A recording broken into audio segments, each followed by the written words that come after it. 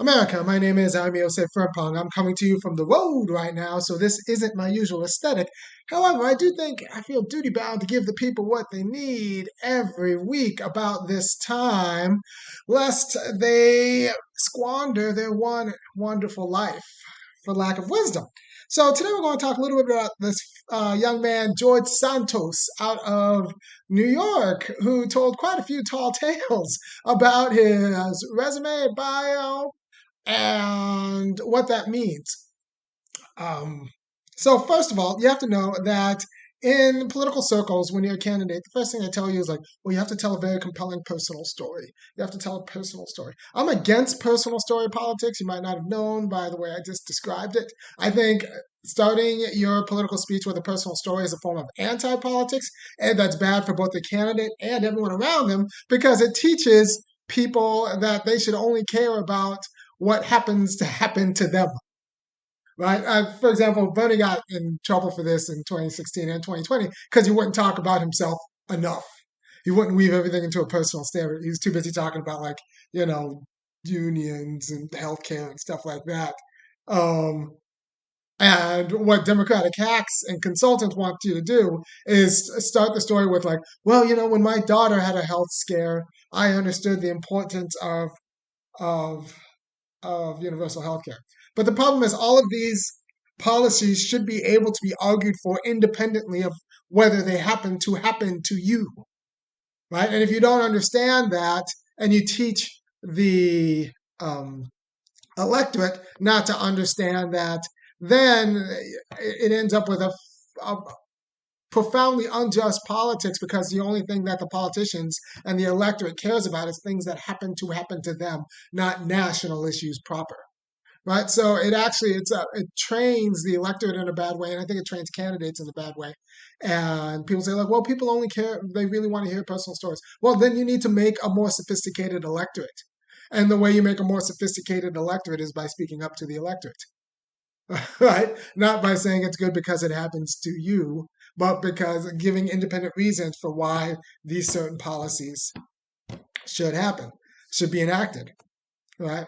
If I tell you that we need a federal job guarantee, I shouldn't have to say that it's because, well, I was laid off and I really needed a job, and the I found personally that the application process was dubious to degrading, and all, like, it shouldn't have happened to me personally. I should be able to just make the arguments about the application process, job seeking in America, what that means, and the economic conditions um, for political freedom. You need some sort of economic security, and that entails either having assets or a guaranteed job. And you know, I can make the arguments independently of what happens to happen to me. So Santos, in this political culture of telling people of creating a personal narrative that meets the politics, just decided to start with the politics and create the personal narrative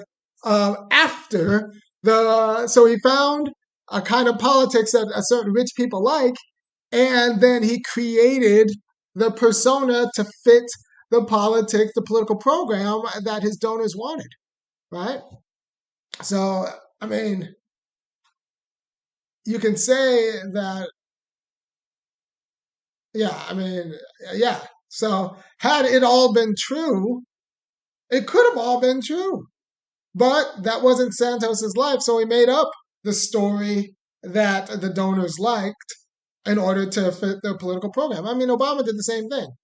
He didn't say, well, I got into Harvard as a legacy admit because my dad, got a degree out there. No, he crafted his personal story to be the one that fit the kind of politics that he was, wanted the liberals to think. And then, and that was the story. So the whole problem is this idea that you should fit that your personal narrative is that relevant to your political platform, right?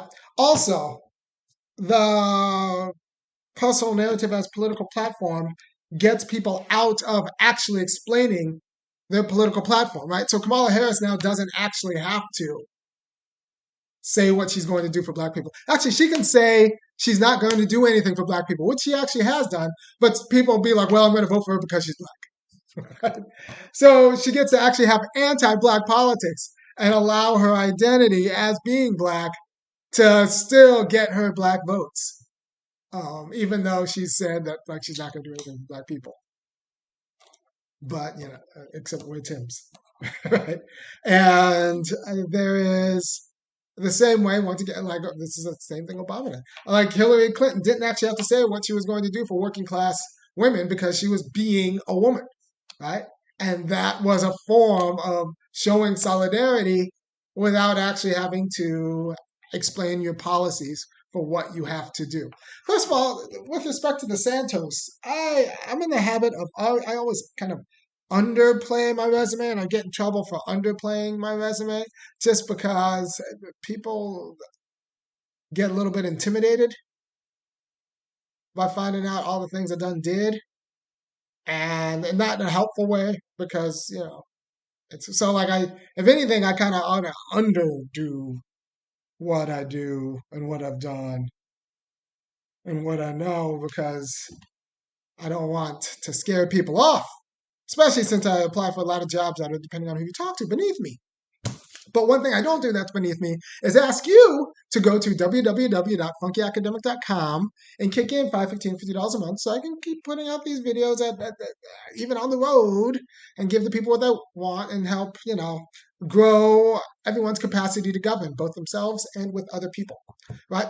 So Santos found a way to create an entire person to meet a political project, and the political project which the wealthiest person in the room. Nobody knows where Santos's money came from. He somehow lent his campaign $700,000, but doesn't have any sort of record of ever having attained, like legitimately, that kind of money. Like he was a renter, right? So nobody knows where Santos's money comes from. I do know that rich people pay people with the right kind of political program in order to run for office. They'll just pay you. They'll just pay you to run for office. Now, when and if I decide to run for office, I'm going to come to you. You're probably going to know first, people. And I'll just ask you to pay me to run, but I'm not going to ask you to write me a check for $1 million. I'll just say, give a regular political contribution. But rich people pay rich people pay poor people to run for office all the time. For nefarious reasons, and I think this is what happens with Santos.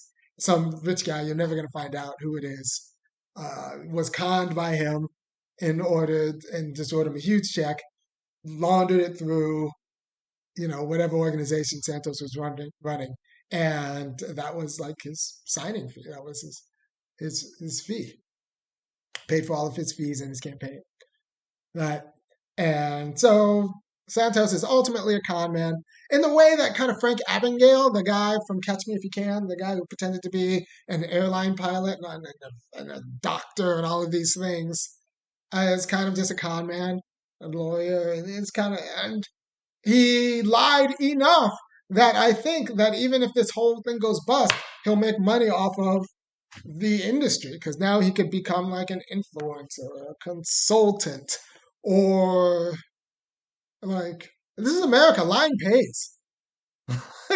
Lying, if you tell the right lies, if you can get rich people to agree with your lies, like that's you've shown yourself to be a marketable talent.